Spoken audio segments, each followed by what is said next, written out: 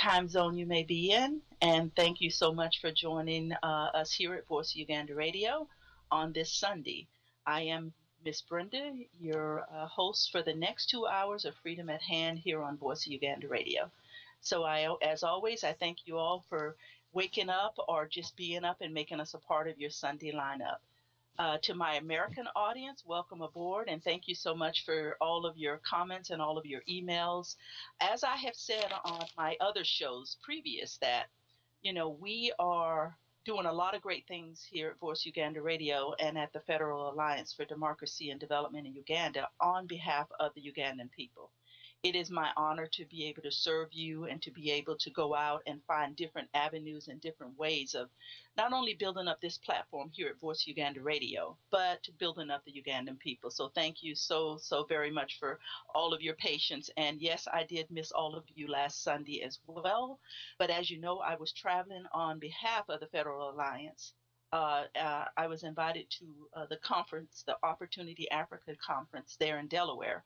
So I was out of commission for last Sunday, but you all were on my heart. And as always, I've had the opportunity to go to that conference, and it was a great conference. And at that conference, I was able to meet a lot of powerful women making great strides in their countries, not just in Uganda, but in their countries as well.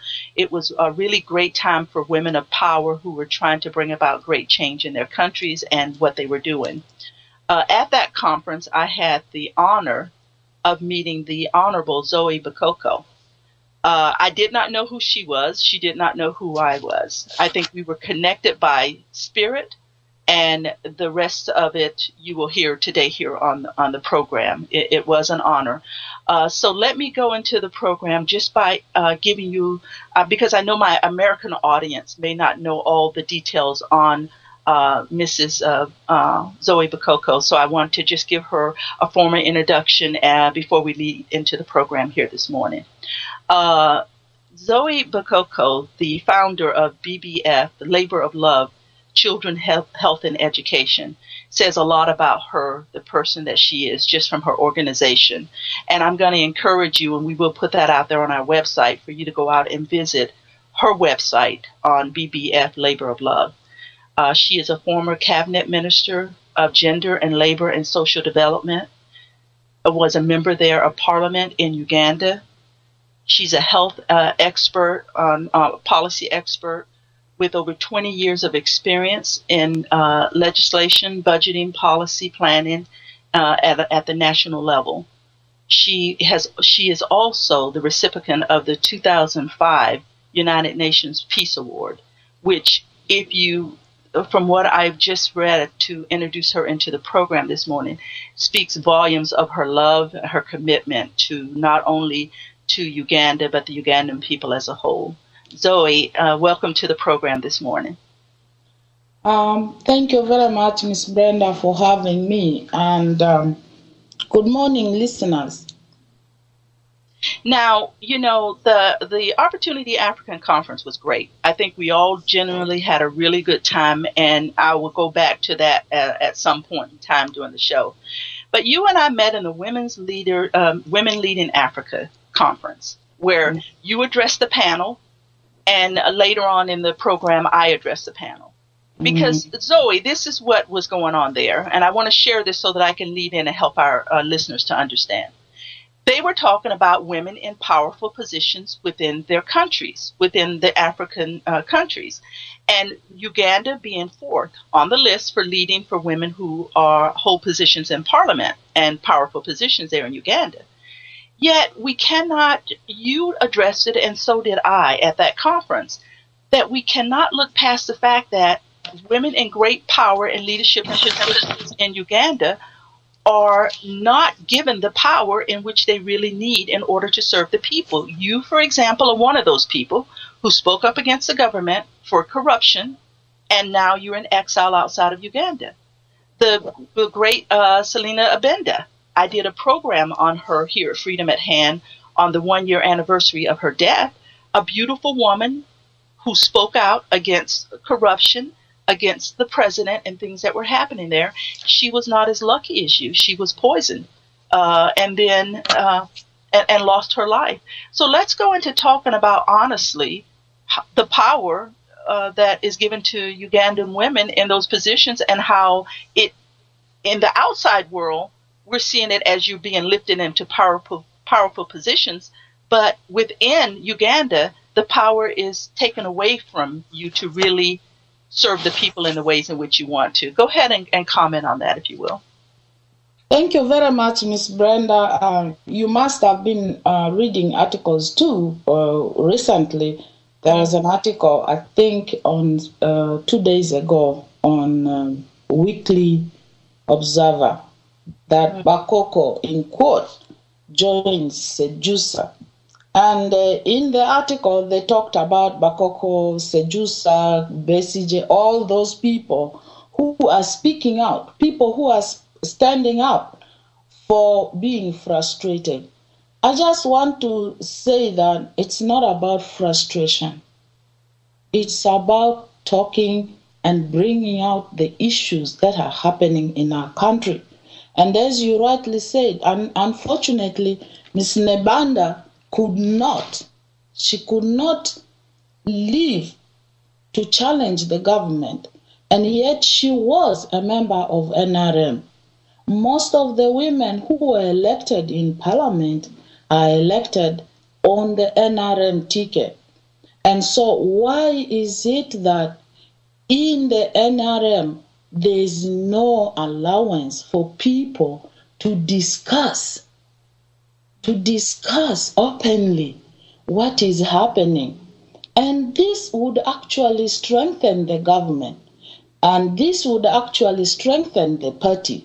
But unfortunately, because the voice of dissent, the voice of diversity is supposed to be silenced, that's what happened to Ms. Nebanda. And that's what happens to everybody who actually speaks out or stands up to challenge the leadership, to challenge NRM, so that people know what is true and what is real. And corruption is a major issue with the government. And I can also say that openly that there is no safety. Right now, there's no safety in NRM because I don't recognize the leader that I knew 20 years ago as the person who is doing exactly the things he's doing now. There's no trust. Why are they arresting so many people? Yes. Why is it that the opposition cannot walk and demonstrate like in other countries without being tear gassed? Why is it that it is seen as indiscipline if you raise your voice? Women on NRM ticket was the pride for Uganda. When the president first appointed Ms. Kaziwe as the first vice president on the continent of Africa, this excited the entire Ugandan community, particularly the women, to support NRM. It excited the entire continent. We, the women, walked with our heads up, saying that this was the right leadership because it recognized women. But that was not the intention. The intention of bringing women into politics around the table was not to hear their voice, but it was there just to see women as being inclusive when they really are not actively inclusive, where they are not allowed to talk and speak out, where they are not allowed to say the things that would improve the life of the women, that would make life decent for women. For example, availability of health care, which Nebanda was really screaming about in Parliament. It's public knowledge. Yes. She was talking about lack of health care for the ordinary woman. Let me tell you, Brenda, you go in every village in Uganda, you will find Coca-Cola, but you will not find safe water. People Wow. survive on clean water. And if only every village in Uganda had clean water, what would that mean? It would mean that diseases would be reduced by half, and that would increase productivity level for the families, because then they can concentrate on agriculture, on all the activities that can help promote the income of the family. You know what the governments like the one in Uganda do. Their defense budgets are going through the roof.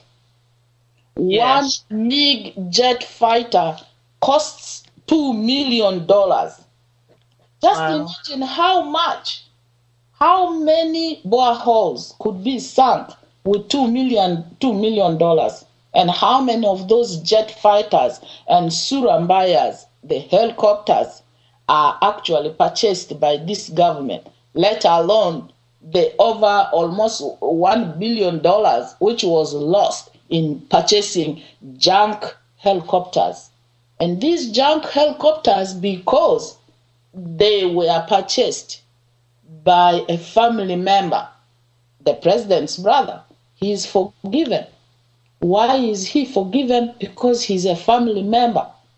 Wow. And so the corruption in Uganda circulates around the family. And so if it is done by the family, it is right. Even if it is not done by you and they accuse you, they will go to for your throat. Not because you are corrupt, but because you are raising your voice. And so, Miss Brenda, women leaders, yes, they are in numbers in Uganda and in all these countries, but their efficiency in terms of impacting on the lives of the women or the lives of the population or standing up for the people they represent is very, very minimal, because they either stay in that position and they're there as I will bring this one later on. Yeah, because it's just a number to be counted so that the outside world thinks that they're doing what they should be doing. That's true. That's very, very true. And then they give credit to a government and a party or a leader whom they think recognizes women's participation. Yeah, no. But we know that that's not true. Now, just earlier in the comments that you were talking about, you said you do not recognize this same leader of the NRM that you knew 20 years ago. He's completely changed, because at the point that you went to him to talk about corruption and what you had found, this was a person that you trusted to see and look at the evidence and go accordingly, not to exile you and do what has happened to you. Is that correct? That's correct, because he even invited me in the office after he appointed me, and so much has gone on. There's been so much in the news. There's YouTube where they claim that he forgave me. Forgave me for what? Yes. Miss Brenda. Because in reality, I didn't do nothing wrong. So why should he struggle so much to forgive me? It's all in trying to put the cream on a child's mouth and say this child is full by the stepmother when the father comes late, so that people believe this child ate. The father believes this child ate when the child is really hungry. The child is hungry. The matter is that the president is really not promoting women. He's promoting himself. He's trying all these things, tricks, machinations, so that he can hang on to power. Just a simple thing. Look at Mandela. How much did he suffer in jail for over 27, almost close to 30 years? The president always says he is the only one who has a vision. He is the only one, Miss Brenda, and the Ugandan people know. Out of over 30 million people, he's the only one with the vision to lead Uganda. No, and the vision that he has for Uganda falls very, very short in doing anything for the Ugandan people. True. And he does nothing for the Ugandan people except himself. Yes, And it's his family. interesting that it's interesting that you say that he felt the need to forgive you publicly through YouTube and all of these other entities.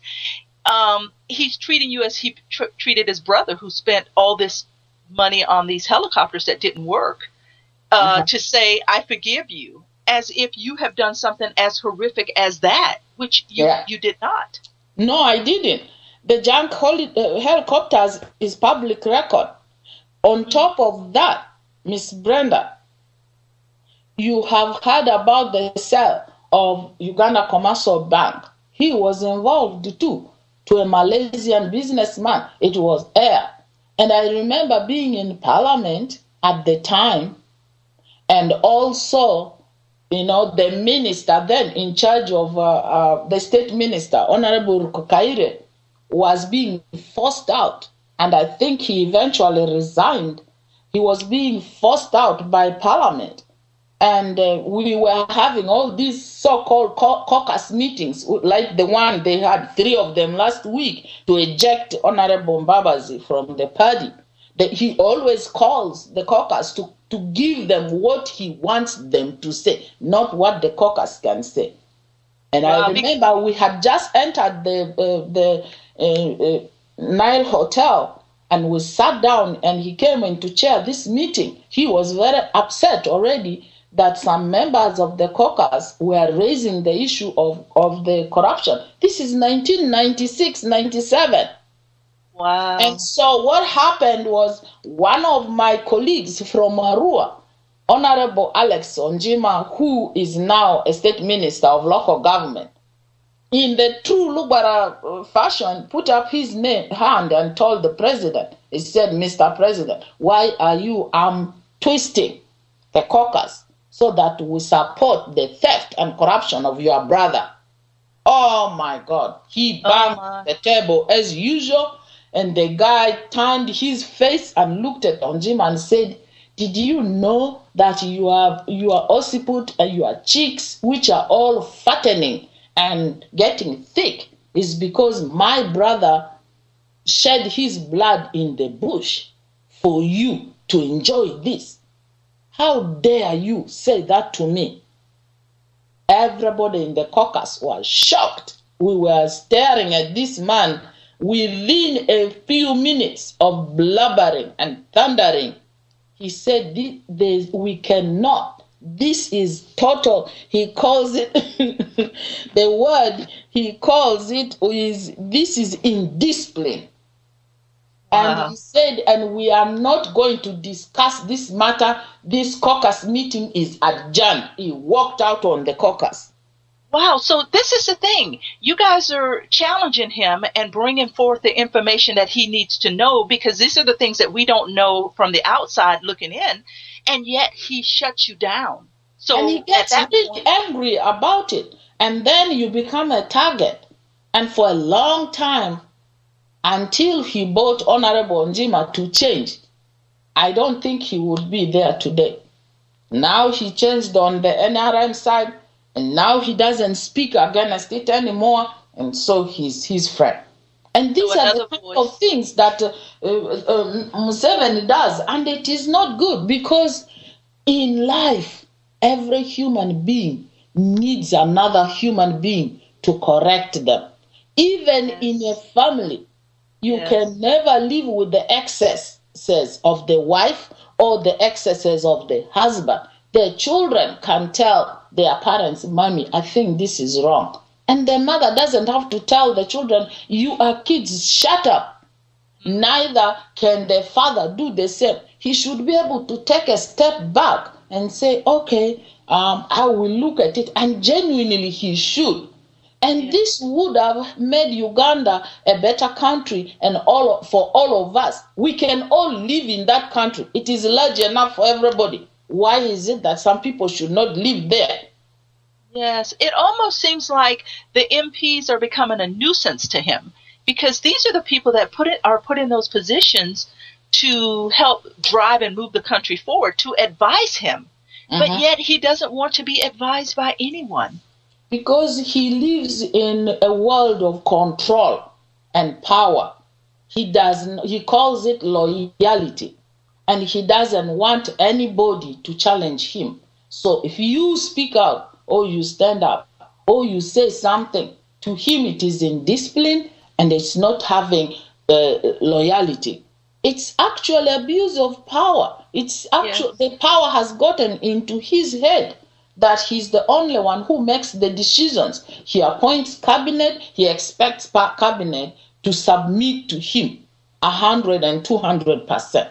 He supports these MPs to be elected. He expects them to submit to him. He appoints the judiciary.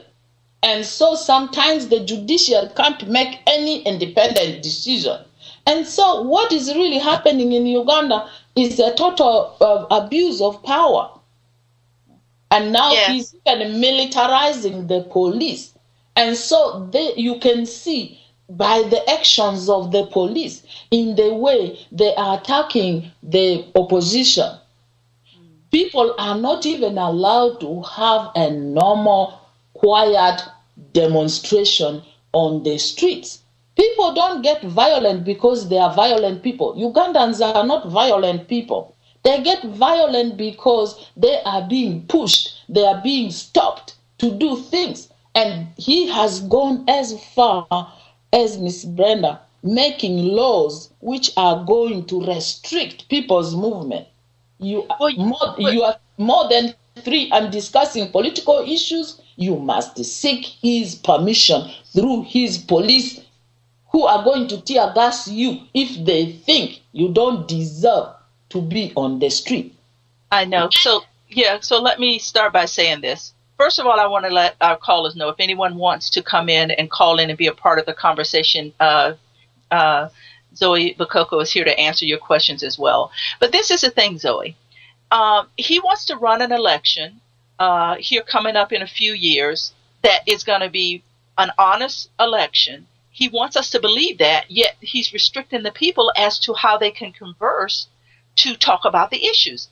I think a lot of the, like you said, the anger and the torture of the Ugandan people and the people not being able to move around, the frustration comes from him and the police that are forcing this out of the people. The people are moving about peacefully, but the government is the one that's agitating them and causing the riots and the frustration. And then he gets on the news and the media and say, look, these people were rowdy and we had to get them under control, which we know that that's not the truth.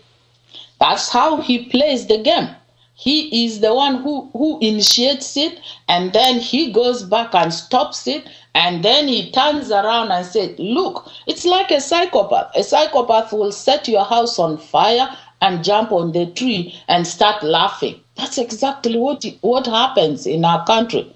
Everything is started by him. I recollect in 2000, I think, and 2002, when Kizza Besigye came out and wanted to challenge him, and that he was going to stand for the presidential elections.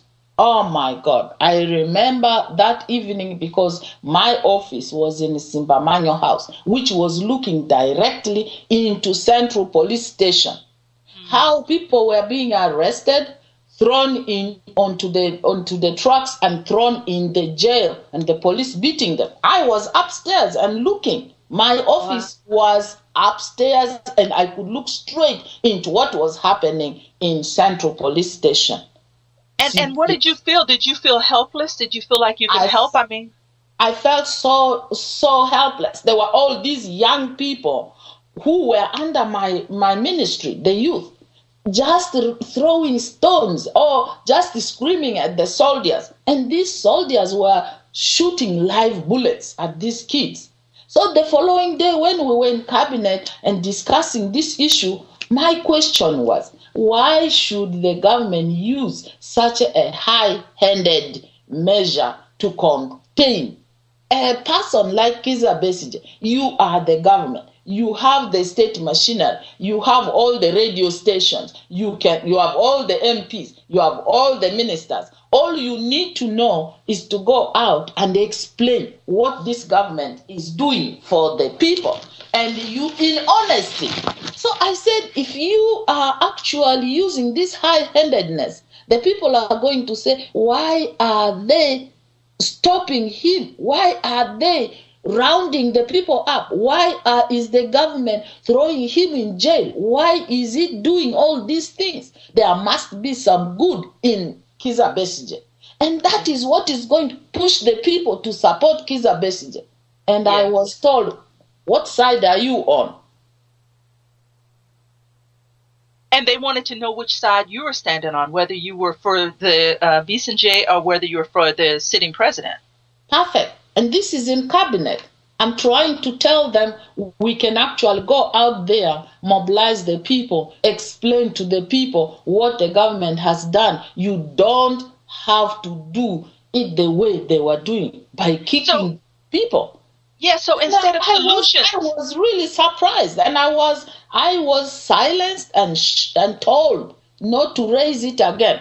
It is like any reasonable voice of dissent you raise, you are indisciplined, you are not loyal, so you are joining the opposition.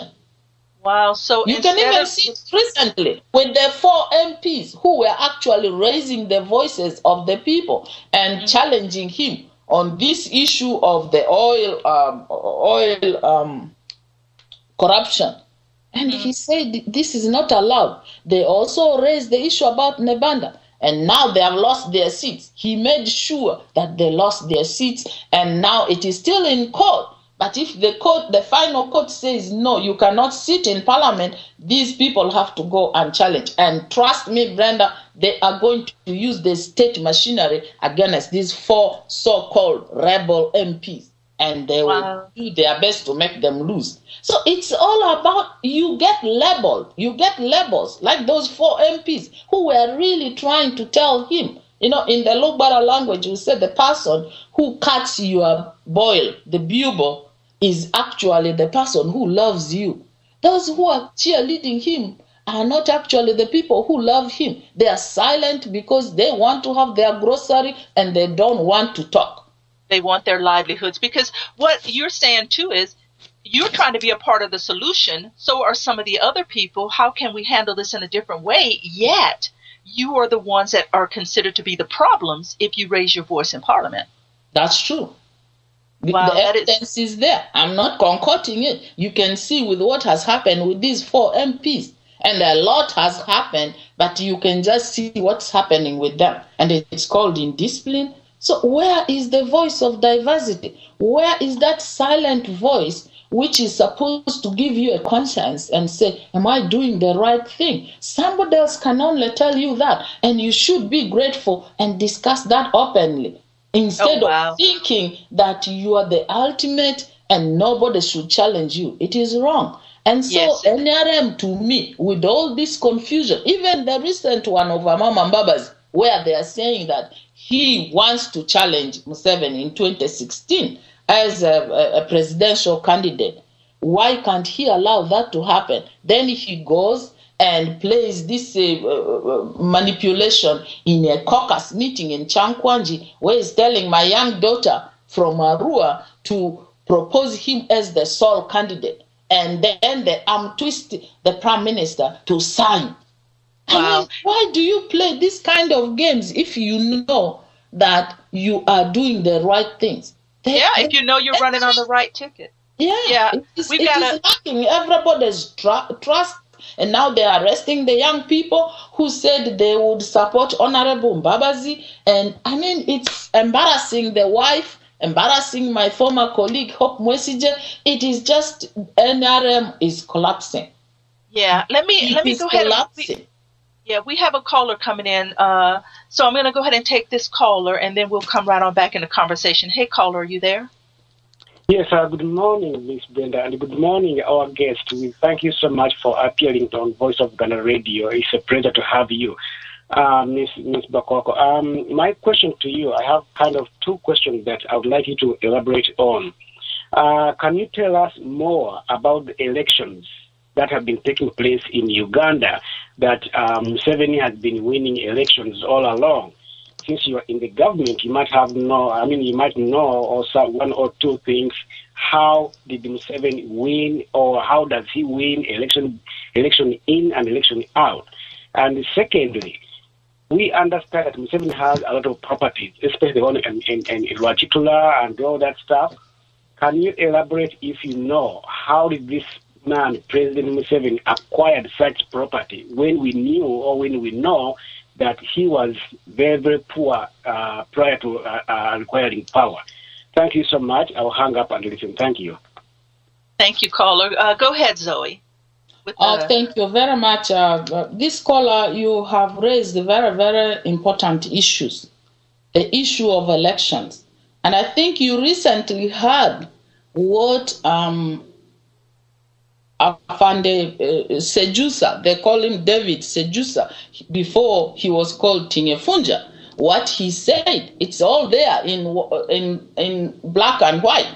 And he said that all the elections, particularly the latest one, where Kizza Besigye stood against Museveni, was rigged by them as the state machinery, the security.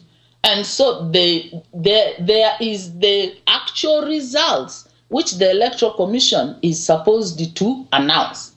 And then there is this falsified results which the Electoral Commission announces. And so, therefore, the public knows what happens. We just also, Ms. Brenda, spoke about how the opposition does not have freedom to move around and endear themselves to the public. They are not allowed to go and speak to the population, to the voters. Right now, they should. There's already a law which restricts them. And this business of, for example, decentralization in Uganda. Decentralization in Uganda is not to take services closer to the people. It's for Museveni to put his military people in all those small villages turned into districts so that he can be able to spy on the public, on the population. So that they will report everything, activity that is happening in the villages. And so these are the people who orchestrate together with the Electoral Commission the kind of results that are announced where Museveni wins. And Miss Brenda, one thing, I am almost 60 years old in about 2 years' time. Trust me, the first time I ever saw a president handing over to another president in my lifetime of over 50 years, living in Uganda, living in Congo, living in Sudan.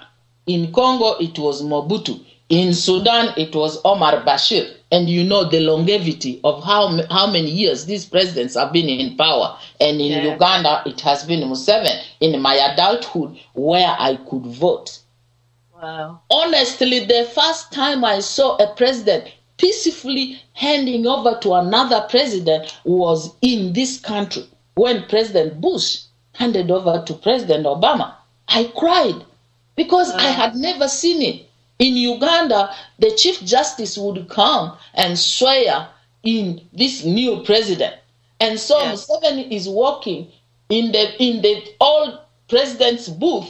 It is Museveni holding this huge key, which is now the sign of going to receive the new government. He moves on the other side, he's sworn in, and he's the one in the next booth who is receiving the key. Oh, wow.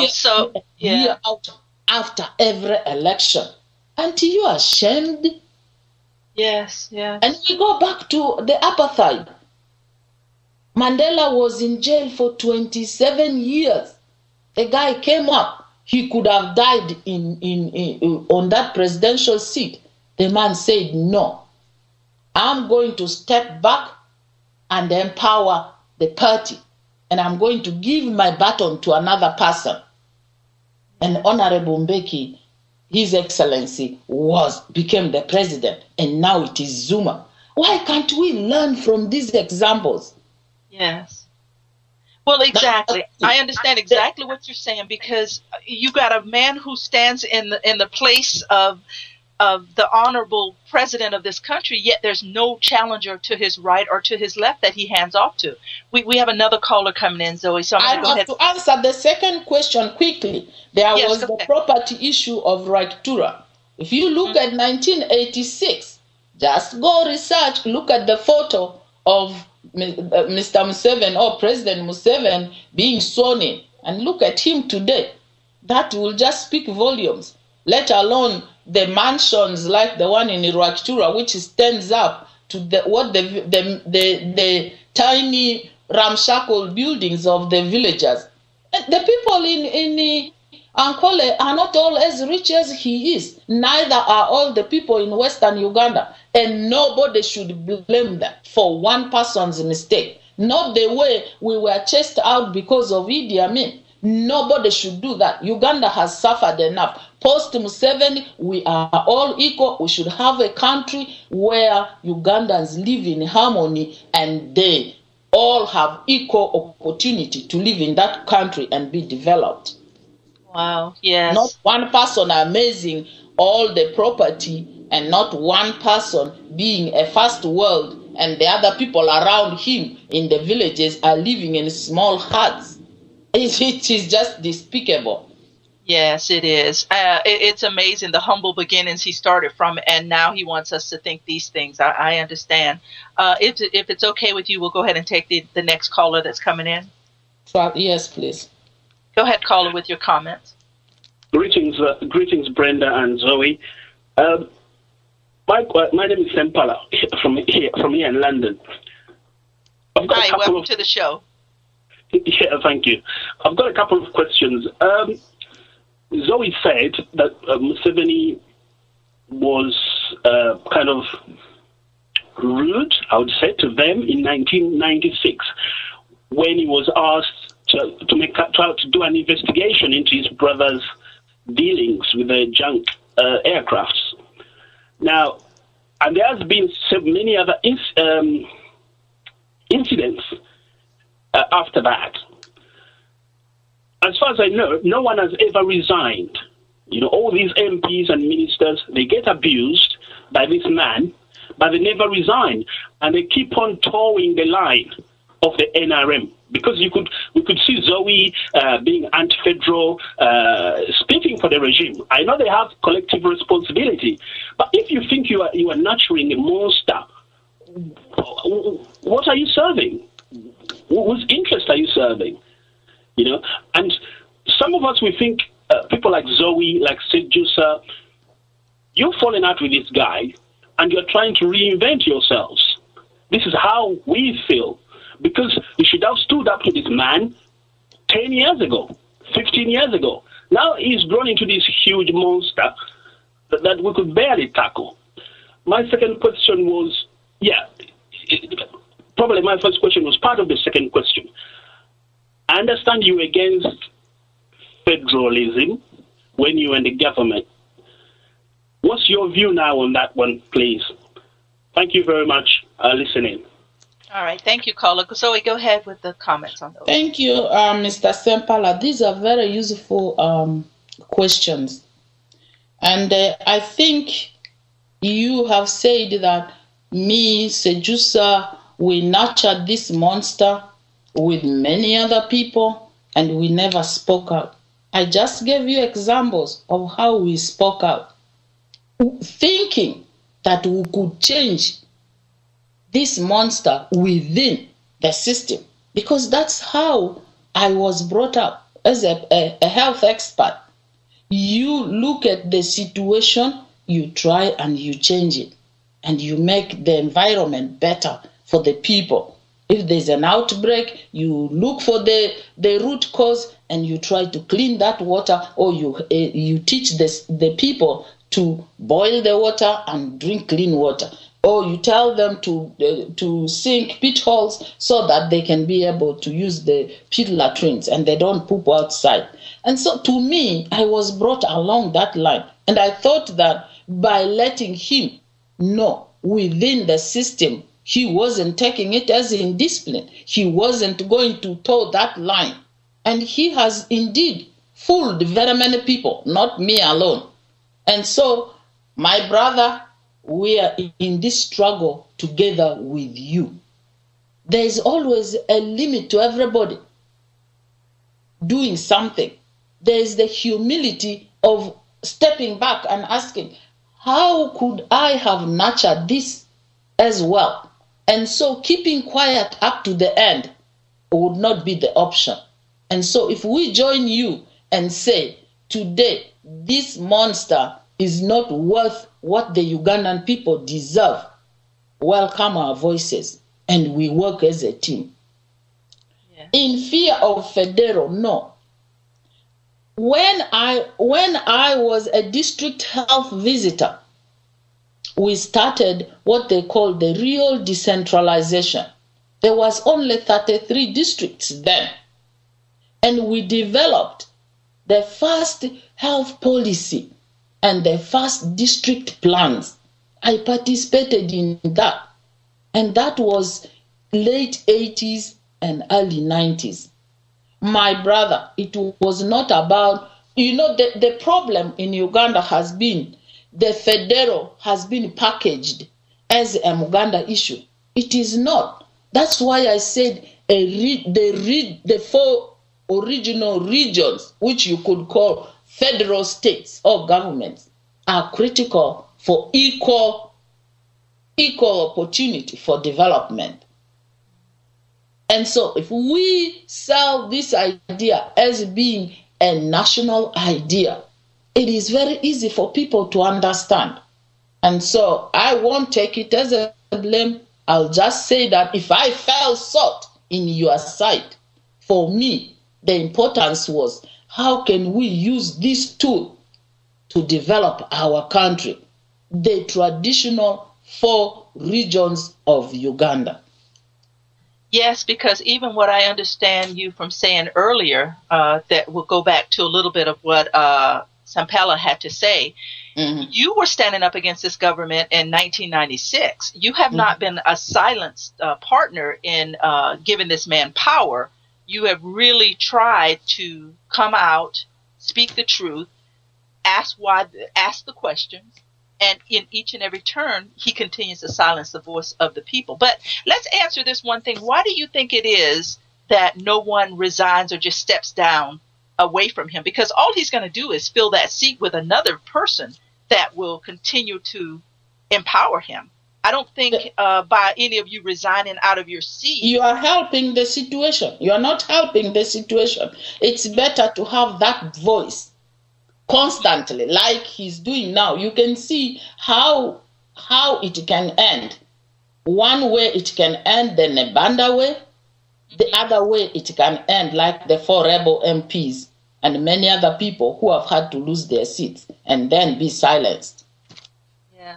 So one way or the other, it will end. It can end peacefully, or it can end, like you're saying, in a violent way.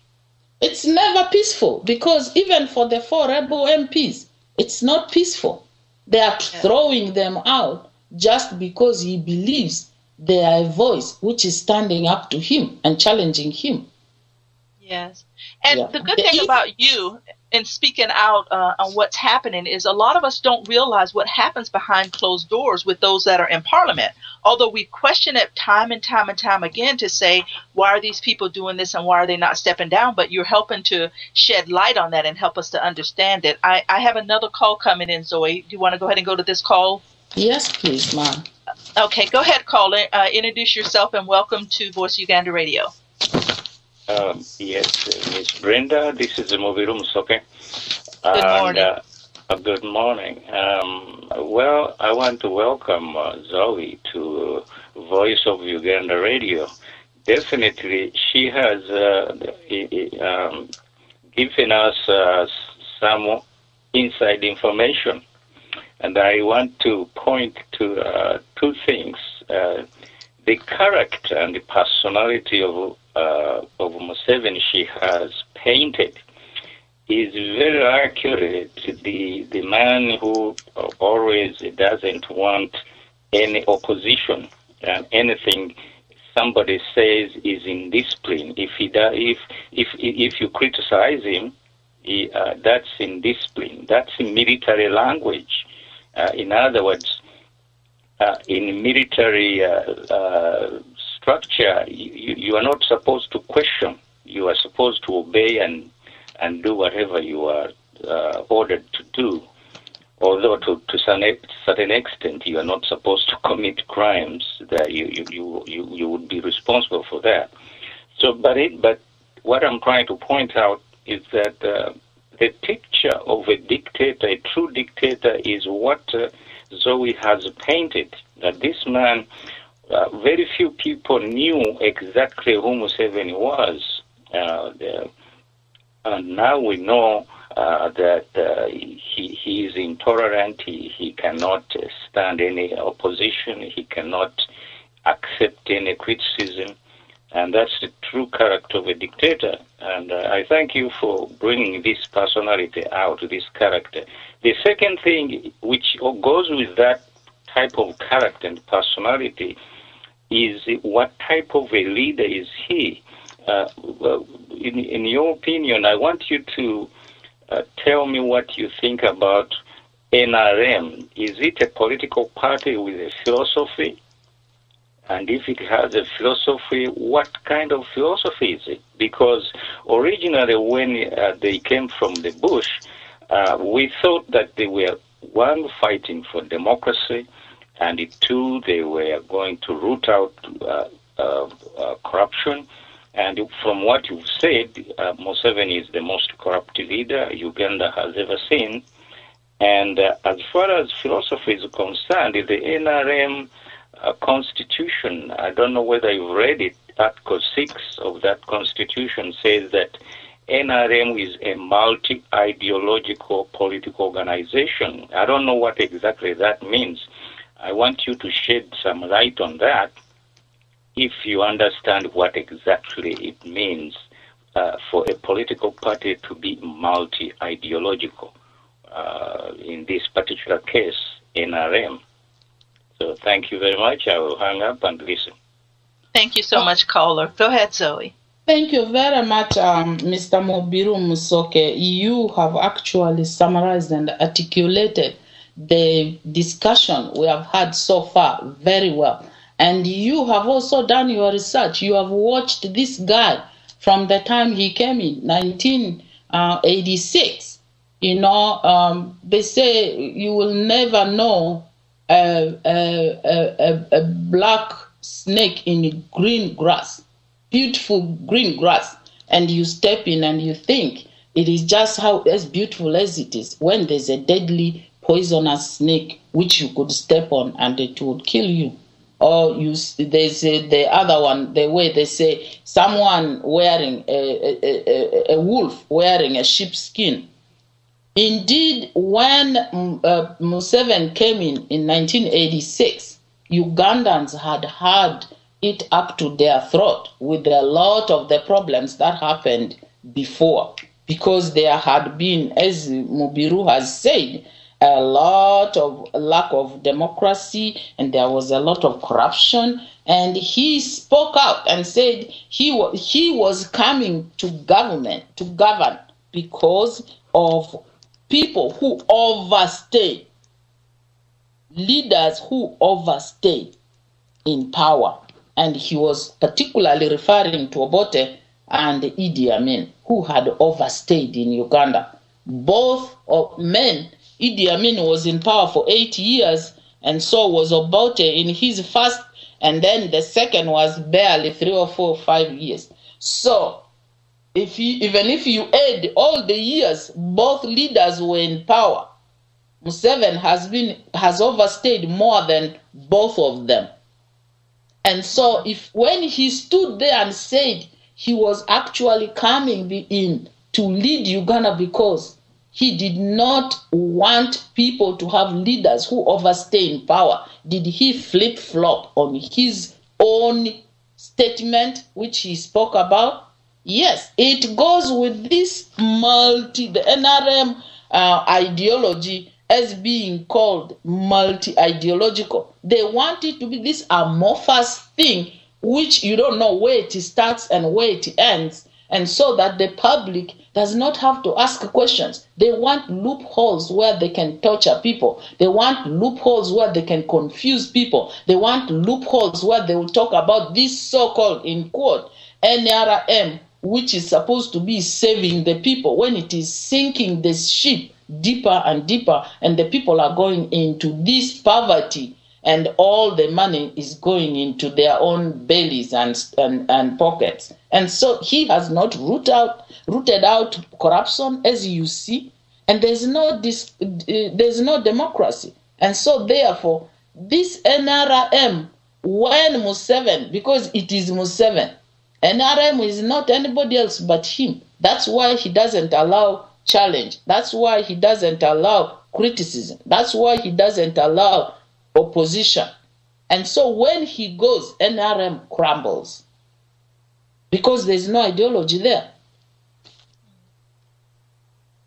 Well, that's very interesting that that would happen, considering all the things that he's done, the atrocities that he's done up until the present day. Because one of the things that some of the callers had said a few weeks back on one of my shows is the 10-point program that he wanted to implement and bring into Uganda. Here he is almost 30 years later, and he's still running on that same ticket. How could that possibly be that the Ugandan people have not opened their eyes to see that what has he done? In the United States and in anywhere in the free world, presidents are elected on their promises and what they have shown to be true and how they're going to move their country or the constituents forward. Yet he continues to make a promise that he has never fulfilled, and yet the people, I know the people don't have a choice because we understand now they're in a dictatorship, but how do you move forward with something like that? Well, the issue is with the POMP, the Public Order Management Law, which he has just enacted and assented to. It's going to restrict even the people further, and because it's by the choice of the police whether they allow you to go and address a rally or not, whether they allow you to have this meeting or not, whether they interpret what you're having as a political meeting, which is supposed to unseat the dictator. And so therefore it is a challenging time. But Miss Brenda, challenging times actually give people more strength. Yes, they do. Where are we have seen dictators and they have gone. It's not like dictators have survived forever. He came up because he thought we had a dictator. And we had a dictator, and the Ugandan people supported him. And now they are seeing the true colors of him. And there's nobody who will live forever. In one way or the other, he will live. Does he want to be remembered as this leader who has messed Uganda to the level where he is? Yes, absolutely. Because now, I don't know how he can undo this. It's too late for him to undo it. Yes, it is. It's interesting to me that he's taken the power away from the people before the people even realize the power that they had, because that's what that public management bill does, and that's what it says. The people of Uganda had a great, enormous amount of power. He understood that, and he knew that because social media is pumping power back into and knowledge and education back into that country. And he knew that he had to cut that line at the source in which it started to come into Uganda, because it would change the hearts and the minds of the Ugandan people. Especially the young people who use the social media so much. He became scared when he saw what was happening, the Arab Spring. He was threatened, and so he had to put these laws in place so that he can stop people. And they censor, they listen to all the telephone calls, they censor, not for good reasons, but to find out who is talking about, the bad things he's doing. And and so it's just the amorphous thing Mubiru Musoke was talking about, the multi-ideological. Yes, exactly. We have another call coming in. I'm going to go ahead and take this one caller. We'll allow Zoe to answer these questions, and then we're going to take a quick break after this one. So go ahead, caller. Are you there? Hi, Miss Brenda. Good morning. How are you? I'm good. Very good. How are you this morning? I'm doing well. I'm Kalimages here from Manchester in the UK. First, I would like to thank you, Ms. Brenda, for all the effort you are putting in fighting for our democracy back in Uganda. And I would like to welcome our beloved guest, the former minister. Welcome on board as well. Thank you, Mr. Kalema. Thank you. Kalema, guys. Okay. Miss former minister, I have a question for you. When did you realize that Museveni is corrupt? Thank you very much, Joseph. I just want you to answer me. Give me just a time frame, and then I proceed with another question, because I've got two questions for you. When did you find out that Mr. Museveni is corrupt? Did you find out after you have entered the cabinet, or did you find out before you entered the cabinet? Okay, and hold on. Let her answer that before we go into anything else. Go ahead, Zoe, and answer that question. The first thing is, I gave you a story about what happened with the junk helicopters and the sale of the junk helicopters and the bank, the UCB bank, and this was this was a few years before I entered in cabinet, but when I was in the parliament as a woman member of parliament. Okay, that's great. But now, Miss Minister, don't you see that after realizing, let's say you are from Arua coming to Kampala, after realizing that the bus that you're going to use to come to Kampala is not sufficient, the driver is not good, the passengers are good, don't you see that boarding that bus is going to maybe cost your life, is going to cost maybe your time and everything? Because I listened to you in the clip that was on YouTube when you found out one of the biggest corruption in the National Social Security Fund. So don't you see that it was just like wasting your time after realizing that the person is corrupt? I've given you the example of the bus.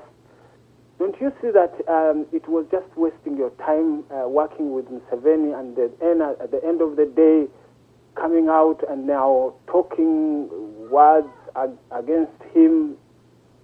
That is my question. And my last question: are you? Because I've seen some news, or I've read some news in the Observer that you have joined FUF. Are you a member of FUF or not? Thank you very much. I'll listen on the radio.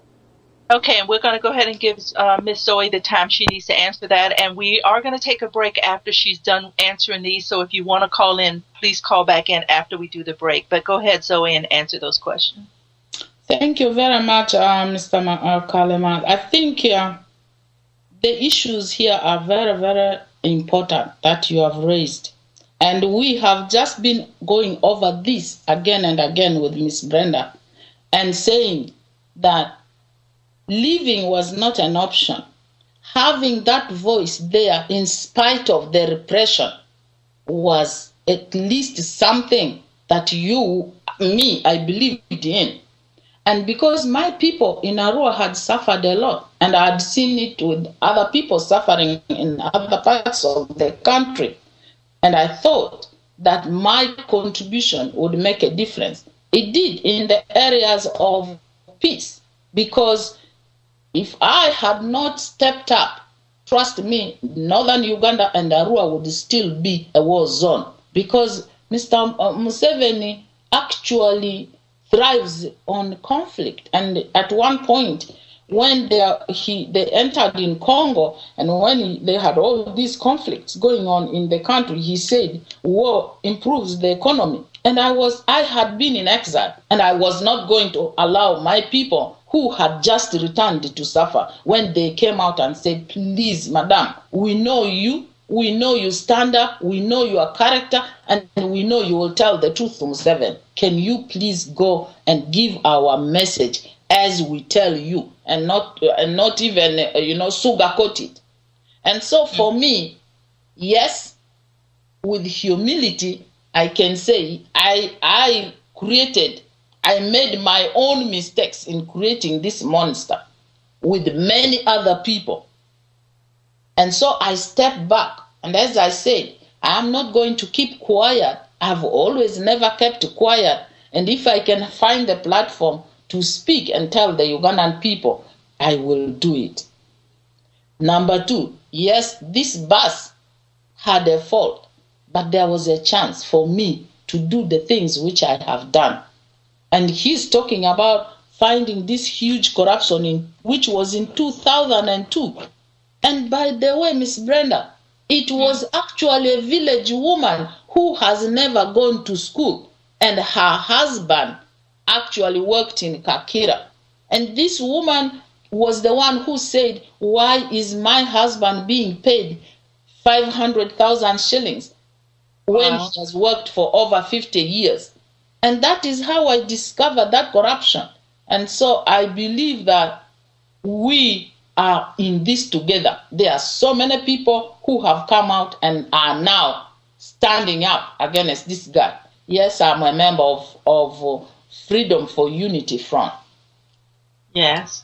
All right. And we're going to go ahead and take a 5-minute break here to give ourselves time to regroup here. You are listening to Miss Brenda, and this is Freedom at Hand on Voice of Uganda Radio. You are listening to Voice of Uganda Radio, the mouthpiece of all Ugandans, wherever they may be, to voice their problems without fear of any retribution.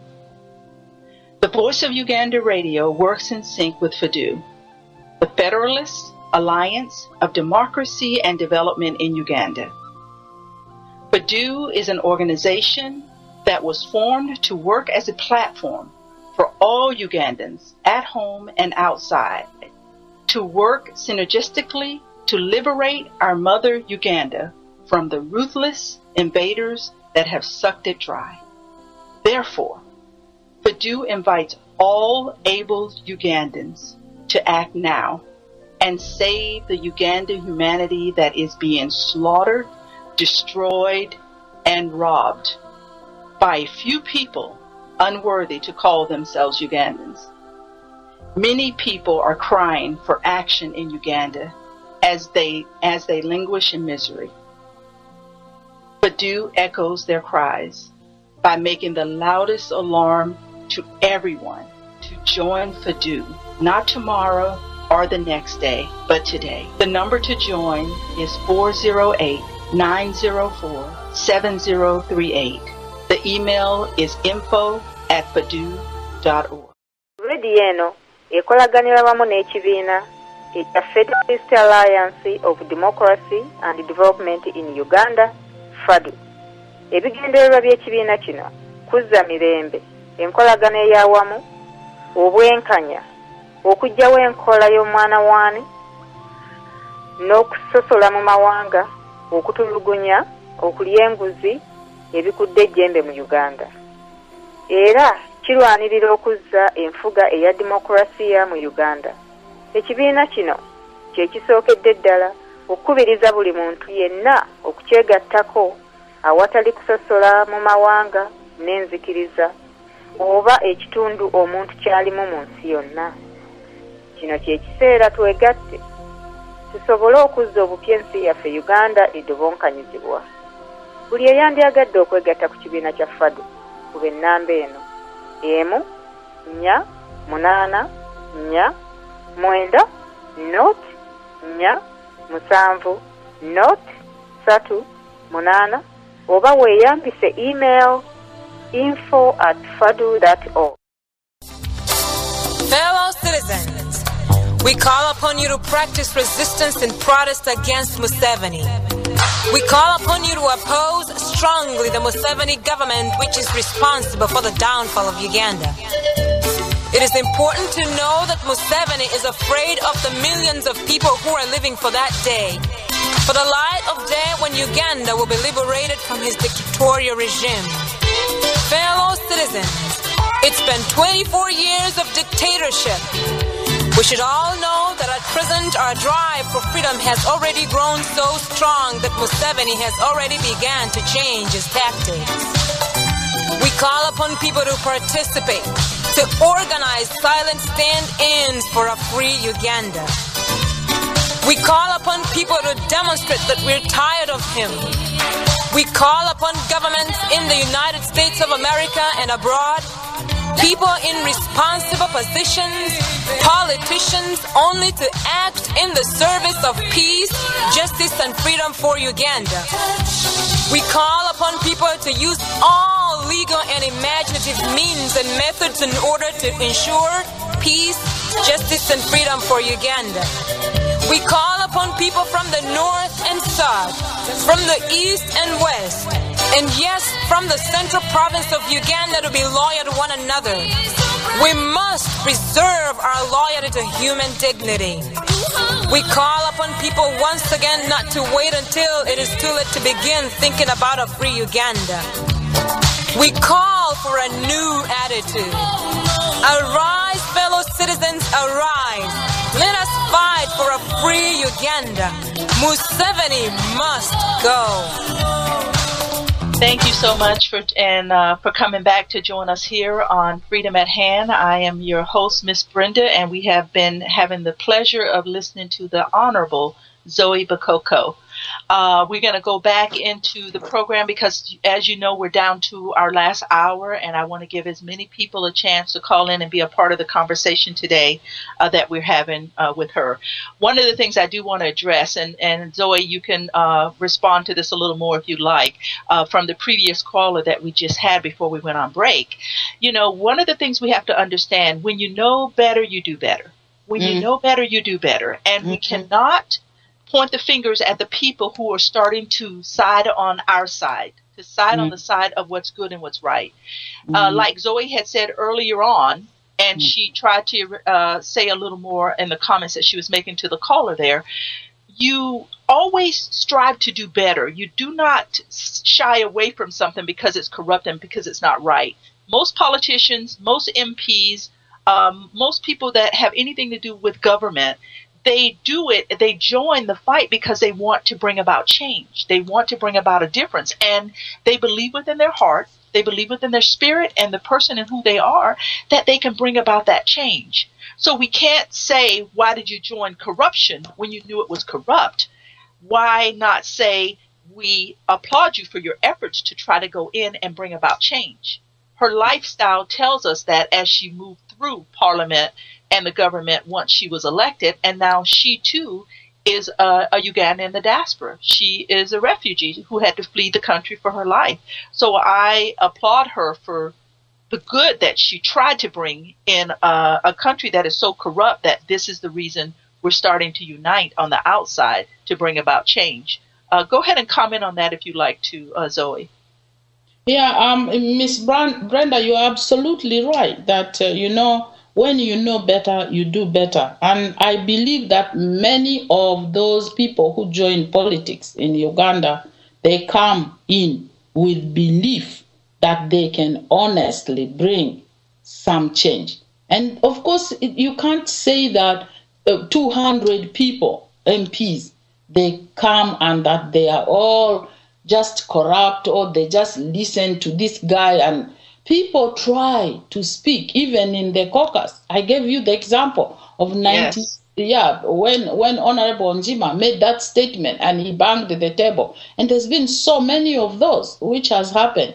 And of recent, we have seen what happened to Nebanda. We have seen what's happening with the rebel MPs. We have seen what's happening with Honorable Amama Mbabazi. We have seen what has happened with the Sejusa. So all these things, we saw what happened with the Kiza Besigye. It's not that he didn't like the dictator. He was trying to say, look here, we can make a difference. We want this country to be peaceful. We don't want another trend of violence, and because we believed that, this was a moment where this country could actually improve the lives of people. But unfortunately, like the other caller said, that this is about somebody's personality and character. That's the kind of person who actually deceived very many people. And Miss Brenda, as you said, he came in with 10-point program. Then the 10-point increased to 15-point, and now it is amorphous. And so he's just finding ways to stay. Yes, I understand. We have Musana on the line who's calling back in again. Hey, are you there? Yes, ma'am. I'm here. Yes, our guest. I have another question to ask you, 1 or 3 questions. The first question is, your name? My name is Musana, and I'm a co-host of Gwanga Muje. My first question, my question is, what do you think is the best way that Ugandans can get rid of this government? Do you believe in military way, or do you believe otherwise? Second, Janet Museveni is a wife of Museveni and a minister and a prime minister. How do you think that came about? Do you think nepotism and the sectarianism is entrenched in the government of Uganda? And the last one, can you tell us about safe houses? Because we've been hearing about safe houses and the government of Uganda has been denying it. Do you know any circumstances where Ugandans were killed in safe houses? And how can we get rid of such injustices and the outlaw that has taken over our country? Thank you very much. Thank you so much, caller. Wow, that's a lot, Zoe, but I'll give you the time to go ahead and answer. No, I think Ugandans are really thirsting. They're thirsting for information. And, there's been so much going on. I can understand how, the questions they are asking. And thank you very much, Mr. Msana, for all these wonderful questions.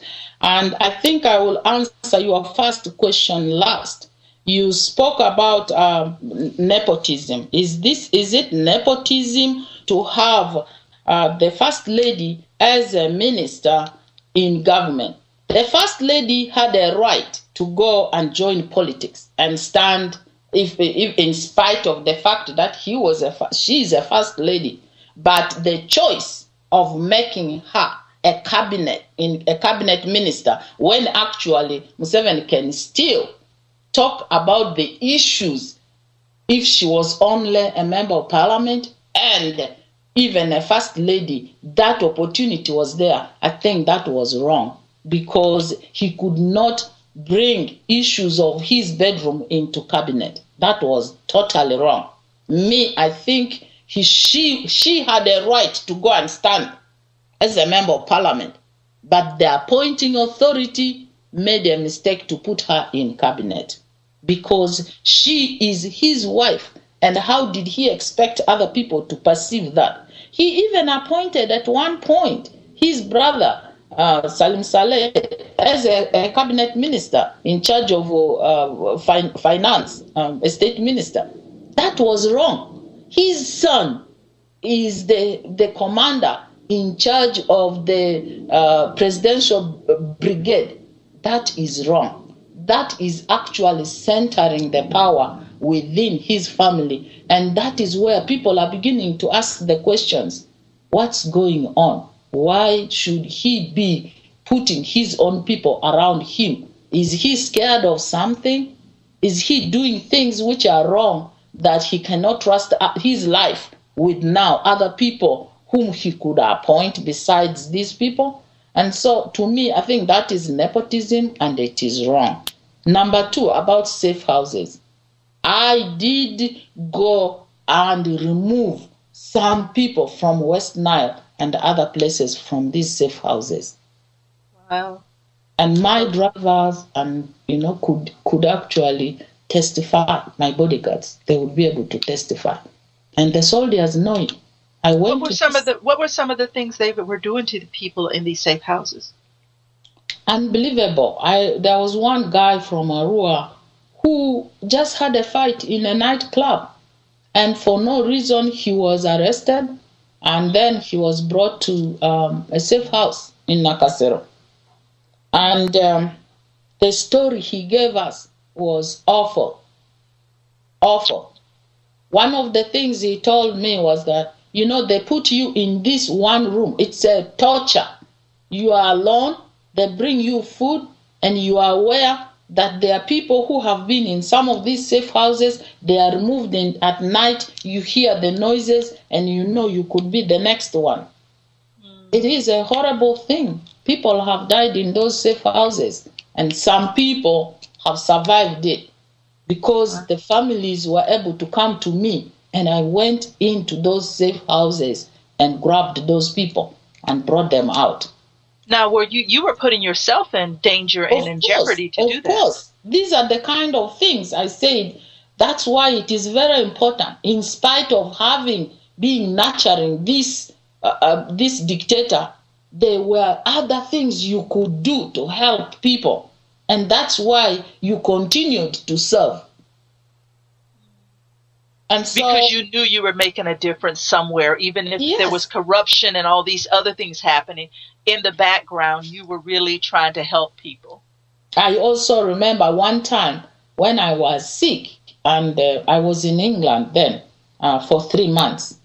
And one night, because I always keep my phone under my pillow and it vibrates, so I had my phone vibrate, and I was being called from Arua. And I was told that there was a guy who had been arrested, beaten, and probably he would be killed if I did not, if I intervene. I was thousands of miles away. And for no reason, I don't know why, God just gave me this one number to call. It was one of the military officers.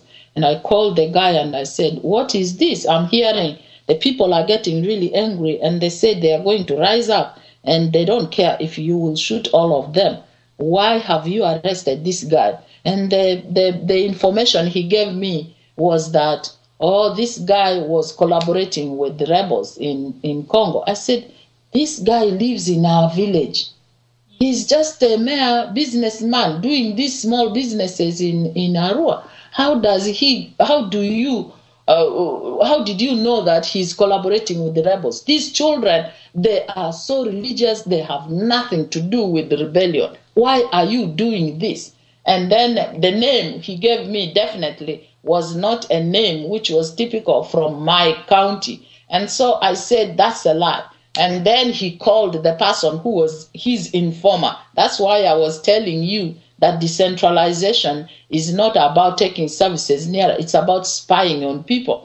And so these people can lie. The so-called informers can even lie so that they get money. And so then I told this military officer, I said, you know what?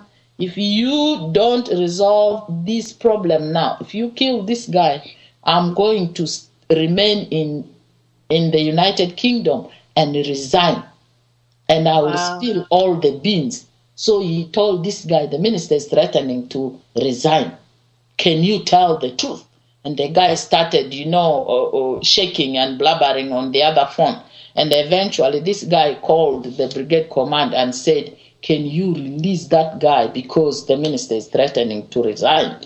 And so the guy was released when he had been beaten almost to death. And so the whole thing is so sad, because you make your little marks, and if you are not there, then these unfortunate people could not have survived. And so it's an awful situation of things that are happening. And when you see people like Besigye or Sejusa get out, I think the issue is they have had enough of it.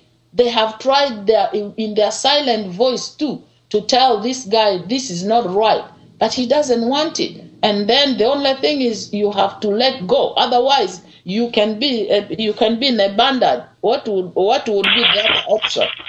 Yes. Now what would be the other option? And so the best way to remove this guy, trust me, I will not be able to give you what do you call it? One solution or what fits all. Because the issue here is for the Ugandan people to understand and know that this leadership, extending it, is not going to help them. Yes, exactly. And I think you have one more part of that, one more question to answer from that. But we do have another caller coming in. Do you want to go ahead and take this call, or you want to answer the third question there?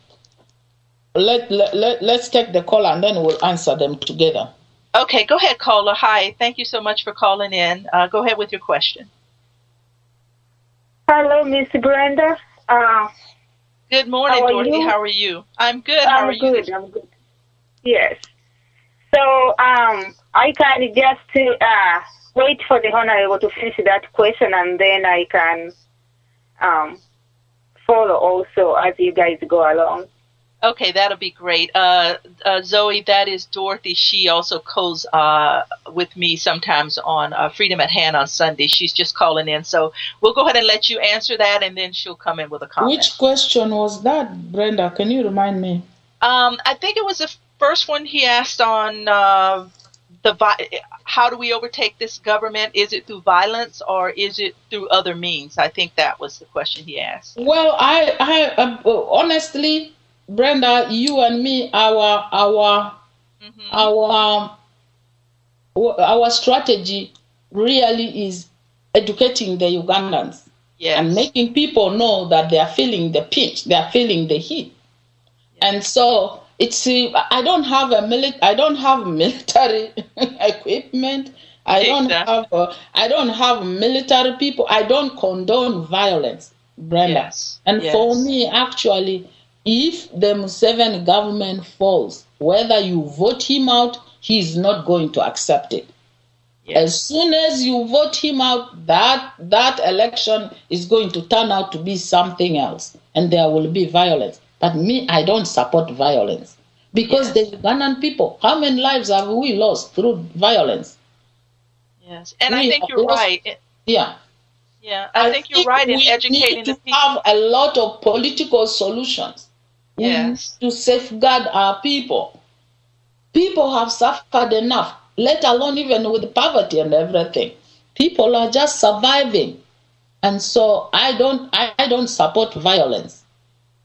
Yes, because even with those of us who are in the diaspora, we understand and we know because we have lived in true democracy. We understand the way it works and we understand the way it governs. And because of that, it puts us in a position to go back into Uganda to restructure in a way that will work for all. We have a call coming in, so let me go ahead and take this call and we will come back to Dorothy. I know she will wait patiently as she always does.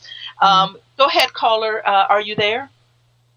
Oh, yes. Good morning. This is Kula from Fresno, California. Good morning. Welcome. What is his name? Kula. The name is very, you won't be able to pronounce it. It's Kula Zukurabe, but Kula is good enough for me. Okay, sir. Yeah. First of all, I would like to thank Brenda for all the effort that you have put in this organization to see that there is a change that will benefit Ugandans. But more so, I thank the former honorable minister for having been courageous enough to come and speak her mind on this radio and perhaps on other radio stations. Thank you very much. Thank you, Mr. Kula. Thank you. Being quiet is not going to help us solve any problems. Mm-hmm. Yes. Now, I would also go ahead and thank you very much for having served your people. That is if your people have benefited from your service, because if I heard you well, you said that it looks like your people sent you to talk to Museveni. They thought you had the best tool, the best microphone that Museveni would hear from. Now, whether that has improved their well-being, I don't know. That's up to them to decide. But at least you took the initiative of doing what they told you to do. And just like I said, I thank you very much for being courageous. When Museveni turned a deaf ear to what people told you to go and tell him, I think you quit, if that was the reason why you did. And I would encourage all other representatives who represent people from their respective areas. I think they should emulate your action. You would become a model, so that if Museveni becomes deaf, what Ugandan people want, they should stop what they are doing with him. They should cut the dealings away from him. Thank you very much. Now, thank you. I've got a few issues here. You have tested corruption when you remember, and even when you're a member of parliament and when you're a minister, and perhaps some of it you got involved in it. You have witnessed, I believe, they haven't said it openly. I believe you have witnessed vote rigging. Votes have been rigged. Segisa witnessed it, and he said he saw how people were stealing, as we call it in my language, were stealing votes or rigging votes. He has witnessed it and has assented to it. Perhaps he also took part. And the good thing, perhaps, which I had forgotten to thank you, is to accept your mistakes, because you said it perhaps must have been a mistake that we served this monster for so long. We helped to create him, we strengthened him, so to speak. And perhaps he is standing on your strength right now. Not you as Mrs. Bakoko, but so many others who served with Museveni like you. But at the same time, on that very point, I would like to discourage people who question, why did you serve Museveni for so long? Why did you quit at the first time? For everything there is a time. Maybe at that time it wasn't for your time to quit, now it's your time to quit. And you are very happy that you served with Museveni, because you are the only person who can expose his dirty linen. Most of us who have never served with him, we don't know him. Just like you didn't know him when you first started, you thought he was a wonderful man, you thought he was a man with integrity. But after serving him for quite some time, you find Museveni was the opposite man of what you thought he was. But anyways, you witnessed all of these bad things going in the government. I'm glad that now you're putting it right and every Ugandan is able to see. Now, you have said that you don't believe in violence. I don't think whether there is anybody who believes in, or everybody would believe in peace. Just like you said you work in the medical field, if I had you were sometime back, some medication or some drugs are very painful to take. I don't want to inject myself if I have got diabetes. But if that's the way that is going to cure me, I'd rather take that bitter pill. We don't believe in violence. But you said you have never seen a change, I think, in your lifetime in Uganda, but you have read about it. You have seen it here in America. You have heard about it in South Africa. Not even very far, you have heard about it in Tanzania, but you yourself you have never taken part in your own country, which you should have liked to do. Now, people have tried. The very peaceful means of changing government, like it is done here, is through votes. And from the 4 times or 5 times Museveni has arranged all the NRM, you being involved in it, all those times that elections have been arranged, they have been marred, they have been rigged, they haven't yielded the results that people were expecting. Not that Museveni is a good campaigner, not that NRM is a very good party, but there has been rigging. In other words, we have been, Museveni's philosophy or NRM's philosophy has been imposed on the Ugandan people, even when they want to change it. We are like in chains, we can't do much. So,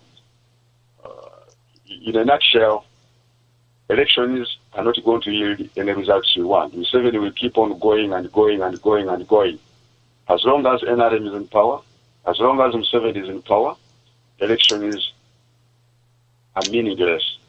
They are not good, even if he steps down, but as long as he's in power. Because next time he's going to tell Kaihura to stand.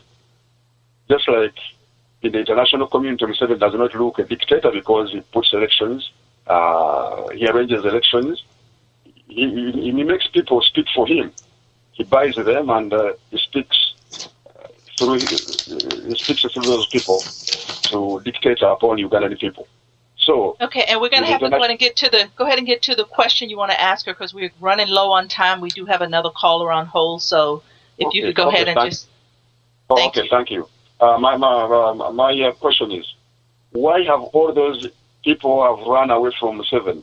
Why, when they come out, they form other political parties rather than joining other political organizations or other organizations that are trying to make a change? Why don't they just join, just like I've done? Why do they just join those other organizations that have already existed? Do they want to impose the NRM government on us again, but in a different shape, or they have got a different ideology? Why don't they join other people and work within those people to change things? Thank you very much. Thank you so much, caller. Zoe, that is actually a good question there at the end. Yes, go ahead and thank you, Miss Brenda, and thank you, Mr. Kula. I think just see the example between me and Brenda. And I think many voices coming together, whether in different forms, and then unifying themselves and having the same target is what is going to make us succeed. We shouldn't doubt each other. We should not be suspicious of each other. We should know that our efforts are all focused on the same target and objective. Yes. Yeah. Yes, and that's so very, very true. It's one of the things that we discussed when we were there at the conference is the simple fact of unity. We have to see ourselves as one, as a whole, with the same target that we're all fighting towards. Because the most important thing here is that Museveni thrives on divide and rule. And so even out here, if we are going to look at each other with suspicion, then we are playing right into his hands. Because he likes that game of head banging and, fighting and say, you see, the Bakoko and you look at Sejusa, all these people are Museveni's allies and cohorts. No, let's come together and, join hands. And educating the people is the ultimate. Trust me, the Arab Springs didn't come with violence. They started with a lot of good education. And as we said earlier, even if he tries to censor the internet, even if he makes it very expensive, even if the young people now, whom he thinks he can confuse, they have a very high rate of unemployment, Miss Brenda. Yes, yes. Every government which succeeds is the one which tries to reduce its unemployment rate. All these young people are going to university. They never saw the suffering which were imparted on people by the Obote or the Idi Amin government. They were not there. They didn't see nothing like the Abasaja Baze or we want Otulo. They don't understand that concept. They have been with the Museveni. Some of them are 30, others are in their 20s, and they have not seen any change. No Those change at all. Are the ones who will create the change, Miss Brenda. Exactly, because the young people are the ones that created the change here in the United States of America. That's why we have Barack Obama. But let me go ahead and go to Dorothy. Let her come in on the conversation, because when you said divide and rule, Dorothy and I have had these conversations too many times on where he's got the people fighting each other instead of fighting what the real cause is here. Would you agree with that, Dorothy? And come on in on the conversation. Oh, thank you very much, Miss Brenda. I would also want to thank Honorable Zoe Bakoko so very much for standing up as a true lady on her two legs, and she said what she's been saying. First of all, I would like to apologize. I didn't join the conversation right away, and I really regret I've missed a lot. But I'll be able to pick on as we go. So I would like to thank you so very much for that, because we are here. We are many. Our lives are protected here. People back home, they are in danger. They face it. They die. You talked about Narendra. Every single day, a strong woman who cared for everybody. So young, but she saw the right. But she dared to say, she left us, but she's a hero. But we are here, we are protected. People have decided to keep quiet and do not talk, but you have come out to talk. So I thank you so very much. Now, regarding the topic of divide and rule, you are so very much true that I'll tell you, Honorable Zoe, that divide and rule, it works. Museveni has spent so much money back home to make sure that somebody in Kampala doesn't know what happens in Jinja. Mm-hmm. That's why you see the media houses, people are arrested to take an interview from the opposition. Okay? Mm-hmm. Here, for people who are outside, that's why you have formed over 100 organizations, Mrs. Zoe. They break. We never get anywhere. Because every time they are infiltrated. Okay? When the people say you are going in the right direction, somebody come to confuse.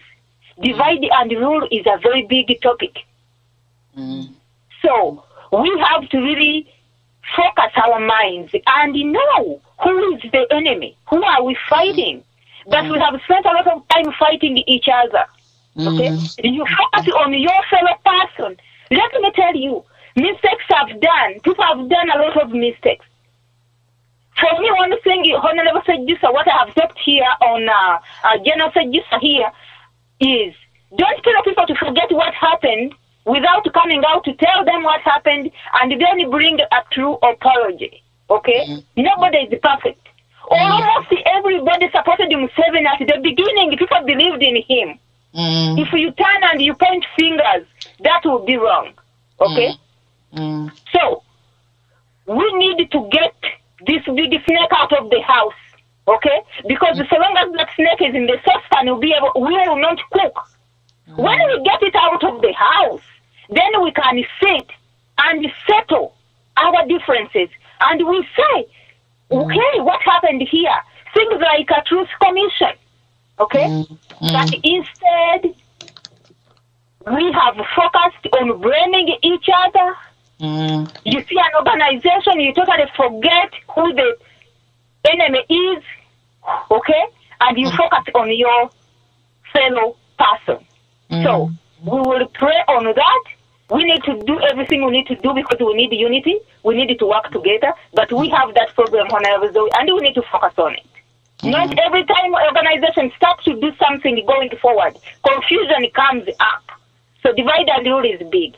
And we have to be strong and have courage and fight it. Thank you very much, Ms. Brenda.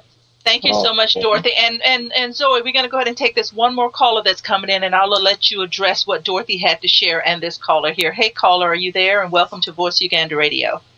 Yes, sorry, Simple again in London, and I came back just to ask couple of more questions, and I'll go off the phone. Okay.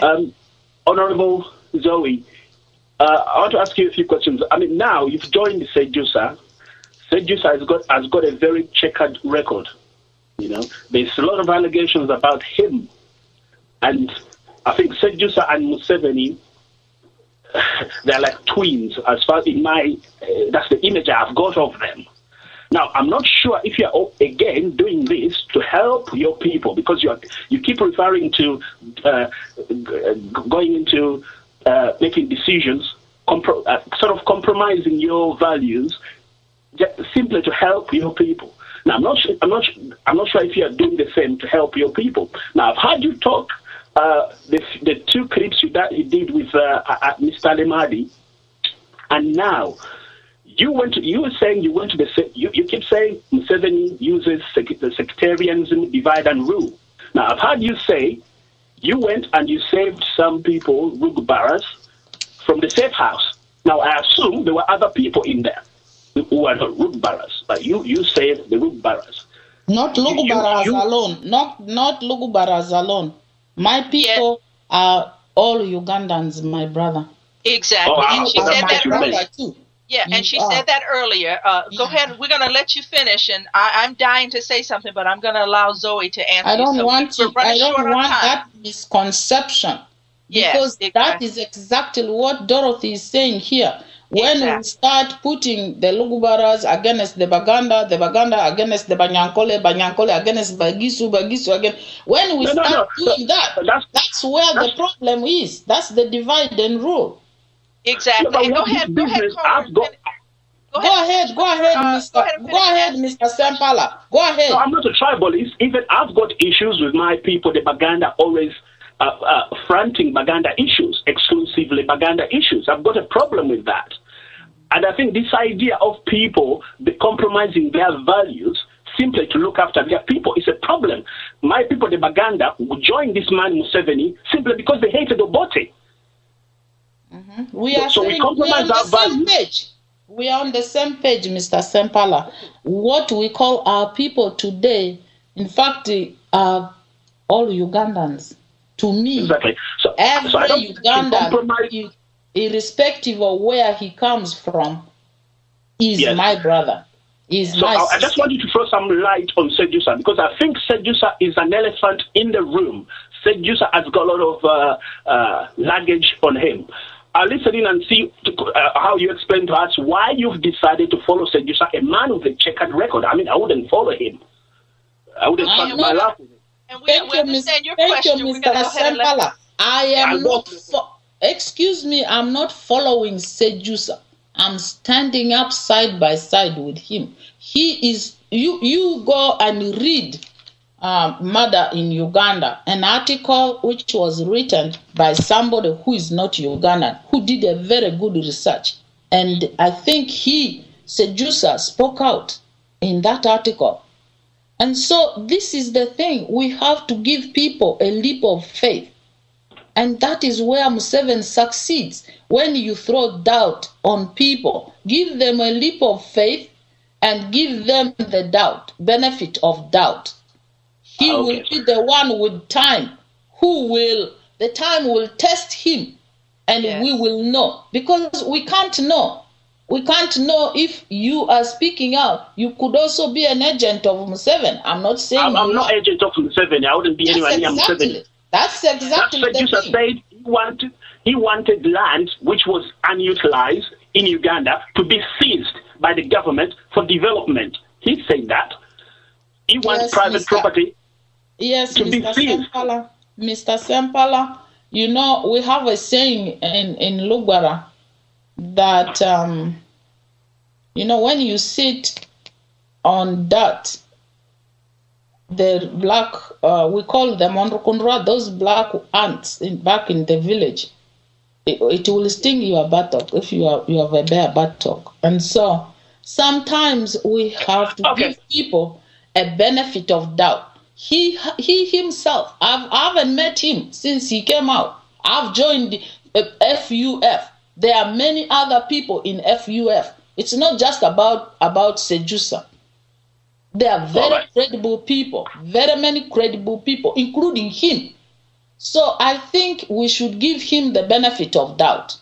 And you are in London. You can meet him and challenge him on those issues. And he will be able to talk. From my understanding, he has been, at the time when they launched FUF, people said all the things you are saying to him. He was able to apologize and say, yes, we are all human beings. We make mistakes. Yeah, we make mistakes, but we're talking about lives being lost. But anyway, you've answered my question, and I'll free up the line and listening. Thank you.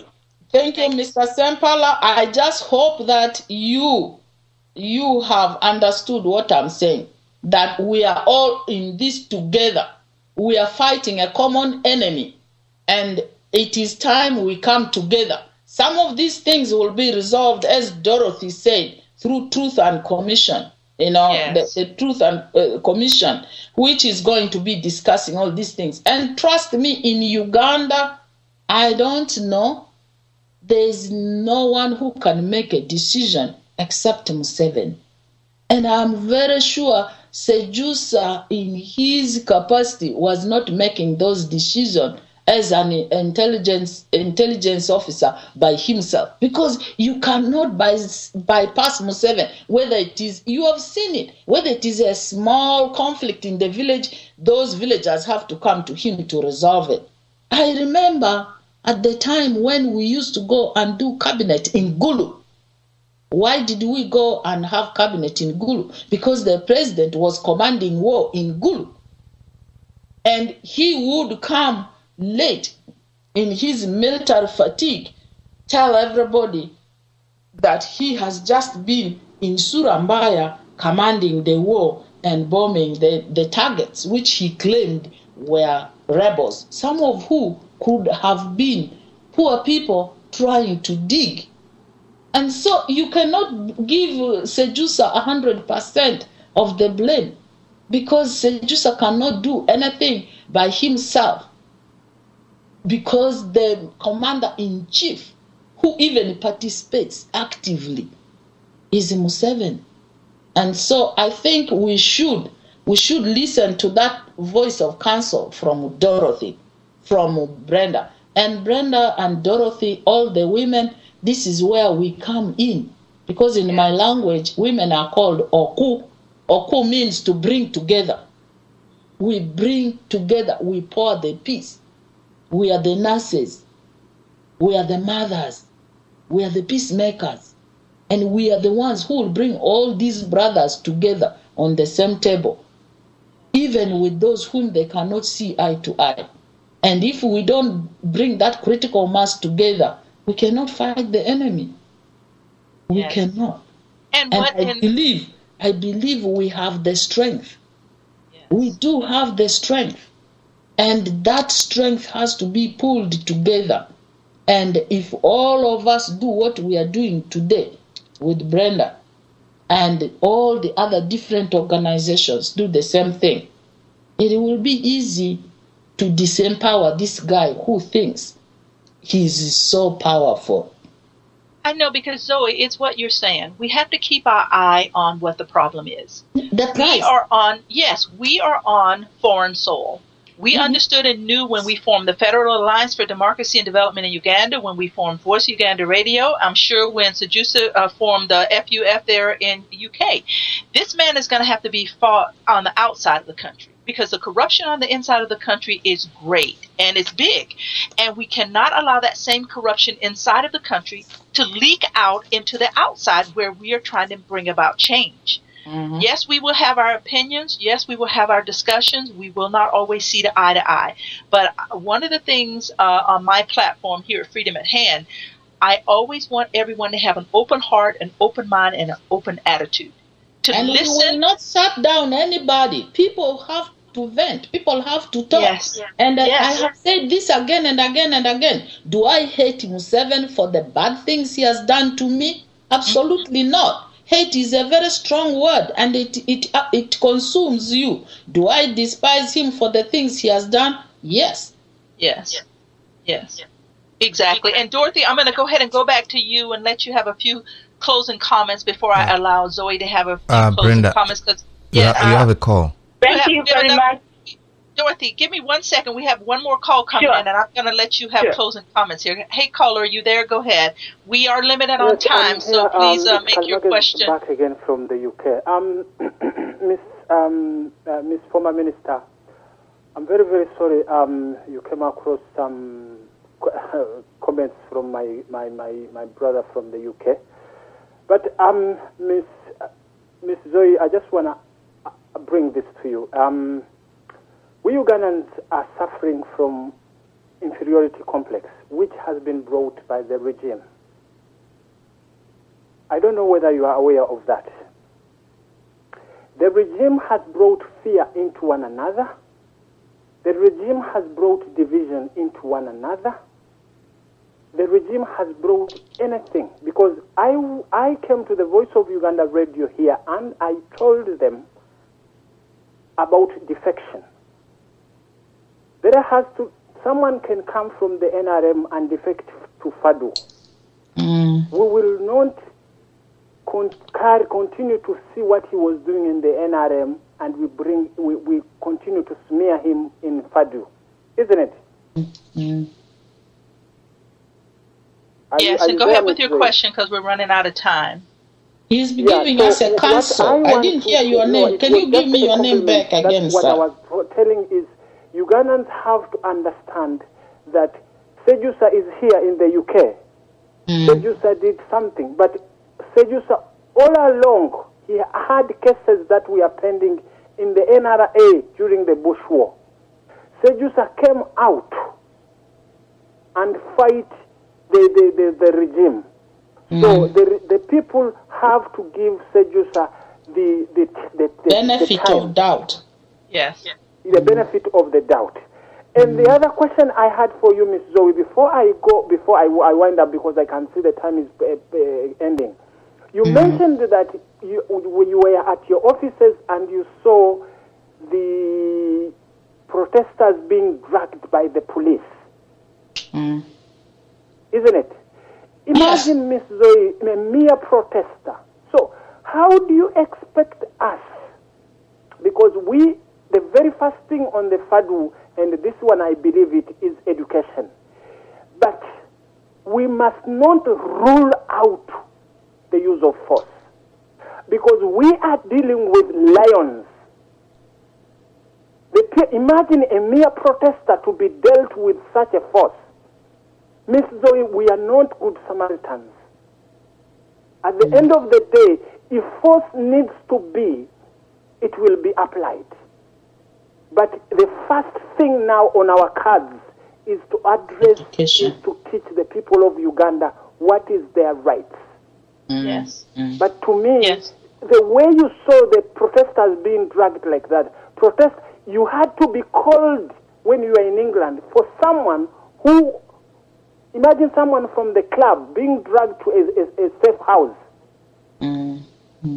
So these kind of people, if force needs to be, Miss Zoe, don't rule it out, my sister. And thank you so much for the call back, Kalama. We're going to have to round up. Let's let Zoe go ahead and answer that question, and then we're going to have to go to Dorothy and close out. But thank you so much. Zoe, go ahead and comment real quick on what he had to say there. Yeah, I think, Miss Brenda, I am very humbled and very, very thankful by all these, people who have called in, by you, doing this program this Sunday morning, and I just feel overwhelmed. I'm humbled. My heart is glowing, and I know that the thirst is there for change, and the thirst is there for people to move post Museveni. The most important thing is, as Mr. Kalema has just said, education. Not education in the classroom, but people understanding their rights. People know it, but how they can appreciate that, I have a right to a good leader. I don't deserve this. I think these are the things which are going to give strength to the Ugandan people finally to say, yes, here comes the change. If other people have done it, we can do it. People's power is very, very powerful. In spite of oppression, people have risen in spite of oppression. Without guns, they have changed governments. And so we should just, to me, there's hope. I see that hope at the end of the tunnel. That's why I believe in it. And as he said, people have had to defect to be able to join the critical mass and strengthen those who are already in opposition. So numbers are good. We should accept each other in this cause that we are fighting the same thing, and we should set our eye on the prize. Thank you, Dorothy. Thank you, all the callers. And I think... And we're going to go ahead and go to Dorothy real quick, Zoe, and let her have a few closing comments, and then I'll come back in. Go ahead, Dorothy. Thank you very much, Miss Brenda, and thank you very much, Honorable Zoe. I'm telling you this, we have a saying, sweet conversations, they end when they just, I don't know what to say.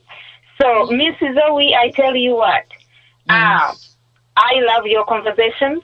I see a lot of things we can talk as women and discuss, and we see how we can deal with this. I know you mentioned that you don't believe in violence. No mother wakes up in the morning and say that, I want a gun to kill so and so. But I want to take Mr. Kalimagezi's also counsel that let us not rule out anything. As you have said, this man, you know how people have tried to come out to protest. They are poor people, they don't have anything. They shoot them. You see what happened at Kasubi Masilo. He provokes. Then he turns around and he kills. Then he orders the bodies to be left in the road. Okay? The thing is, we don't want violence, but we just have to be prepared. Okay? Smart people like him. And on the other side, I don't know if you're my sister or you are my mother. On the other side, I understand you. I understand you. People power is big. All what we need to see is we avoid people to get in our way, to divert us, to confuse us, to divide us, and we need to focus. And I'm telling you, we will win. We will overcome. We will prevail. Yes, we will. So thank you very much, Miss Brenda. Thank you very much, Miss Zoe. All the listeners, the gentlemen in the studio, thank you so very much for this wonderful opportunity. Thank you so much, Dorothy, for calling in. I'm going to have to wrap up and close up our conversation, but Zoe will stay on the line until we close out here. Let me just close out by saying this. Zoe and the Honorable Zoe Zoe Bakoko and I met through the grace of God. And that grace will continue to move us forward. I, too, like Dorothy, am very thankful, as Zoe is as well, for all the callers that called in, all the comments that were made. We take all of those things very seriously, and we take them all into counsel. Because one of the things that you guys help us to understand is how people in the diaspora are feeling, how people want to tackle and how they want to look at the situations. You also give those who have to prove their innocence the chance to do that. It gives us what Zoe has done for us today is opened a door to help us understand that in Parliament, there are the discussions being made. There are the discussions being had about the corruption and what's going on in the government. But too many times their voices are being silenced. We need to hear and we need to know those things. My fellow Ugandans, these are things that empower us to move forward. They should not divide us to fall away from each other. If Zoe is able to share the information, inside information, that we had not heard and we were not able to be a part of, it has in every way strengthened us to move forward. Nothing that has been shared here today should weaken us in any way. It should empower us. Zoe has said, yes, she is a member of the FUF, and yes, she stood up to say the things that she had to say about the leader there. Let me say this. When you know better, you do better. Zoe and I just said that earlier in the program. We cannot point the finger at individuals and who they were able to save and who they were not able to save. What they did say and what they didn't say, because we have to understand that the power that ruled over them put them in positions to have to sometimes save their own lives. And, you know, to one of the callers made the comment that would you get on a bus that you knew was not safe to get you from point A to point B? Let me comment to that. I would get on that bus because the closer it got me to point B, I was one step closer than I was at point A. It may break down somewhere in the middle. I'll deal with that when I get to that point. But I'm not going to stand there and say I'm not going to get on because of, for whatever reasons. We are all moving in the same direction, my fellow Ugandans. All of us are moving in the same direction. And I thank you all so much for your patience, your kindness, your love, and your understanding for supporting me here on Voice Uganda Radio. I thank you so much that you have understood that it has taken me away from the radio station at times to travel on behalf of the Ugandan people. There are private conversations being had all over the world. When the time and the opportunity comes to share these things with you, we will. The Honorable Zoe Bakoko will be on my program from time to time because there are certain issues that we need to discuss. Today was an open forum. We will have her back where we will discuss specific things, and that will be the topic of discussion, and we will not veer from it so that we can start to have the conversations that we need to have. Your calls are always welcome here at Voice Uganda Radio, and we thank you so much for being a part of it. My name is Miss Brenda. You have been tuned in to Freedom at Hand here on Voice Uganda Radio. Thank you so much again for joining us on this Sunday. God bless you and have a great rest of your Sunday. Thank you. The Federalist Alliance of Democracy and Development in Uganda, FADU. Ebigendererwa by'ekibiina kino kuzza mirembe, enkolagana ey'awamu, obwenkanya, okuggyawo enkola y'omwana waani, n'okusosola mu mawanga, okutulugunya, okulya enguzi, ebikudde ejjembe mu Uganda. Era kirwanirira okuzza enfuga eya demokrasiya mu Uganda. Ekibiina kino kye kisookedde ddala okukubiriza buli muntu yenna okukyegattako awatali kusosola mu mawanga n'enzikiriza oba ekitundu omuntu kyalimu mu nsi yonna. Kino kye kiseera twegatte tusobole okuzza obupya ensi yaffe Uganda edobonkanyizibwa. Buli eyandyagadde okwegatta ku kibiina kya FADU kuba ennamba eno 1-800-9-7-3-8 oba weeyambise email info@fadu.org. You are listening to Voice of Uganda Radio, the mouthpiece of all Ugandans, wherever they may be, to voice their problems without fear of any retribution. The Voice of Uganda Radio works in sync with FADU, the Federalist Alliance of Democracy and Development in Uganda. Vour is an organization that was formed to work as a platform for all Ugandans at home and outside, to work synergistically to liberate our mother Uganda from the ruthless invaders that have sucked it dry. Therefore, Vour invites all able Ugandans to act now and save the Ugandan humanity that is being slaughtered, destroyed, and robbed by a few people unworthy to call themselves Ugandans. Many people are crying for action in Uganda as they languish in misery. Vour echoes their cries by making the loudest alarm to everyone to join Vour, not tomorrow or the next day, but today. The number to join is 408-904-7038. The email is info@vour.org.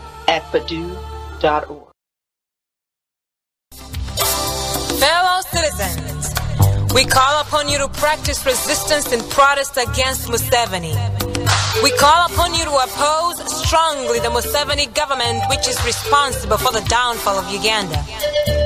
It is important to know that Museveni is afraid of the millions of people who are living for that day, for the light of day when Uganda will be liberated from his dictatorial regime. Fellow citizens, it's been 24 years of dictatorship. We should all know that at present our drive for freedom has already grown so strong that Museveni has already begun to change his tactics. We call upon people to participate, to organize silent stand-ins for a free Uganda. We call upon people to demonstrate that we're tired of him. We call upon governments in the United States of America and abroad, people in responsible positions, politicians, only to act in the service of peace, justice, and freedom for Uganda. We call upon people to use all legal and imaginative means and methods in order to ensure peace, justice, and freedom for Uganda. We call upon people from the north and south, from the east and west, and yes, from the central province of Uganda to be loyal to one another. We must preserve our loyalty to human dignity. We call upon people once again not to wait until it is too late to begin thinking about a free Uganda. We call for a new attitude. Arise, fellow citizens, arise. Let us fight for a free Uganda. Museveni must go.